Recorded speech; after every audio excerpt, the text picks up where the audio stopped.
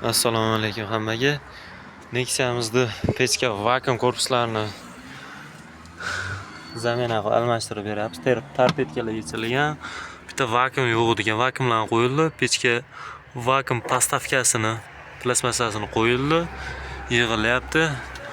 Laboviga terlatmaslik uchun oyoq tagiga, oyoq tagiga va betga, keyin faqatgina bet o'ziga.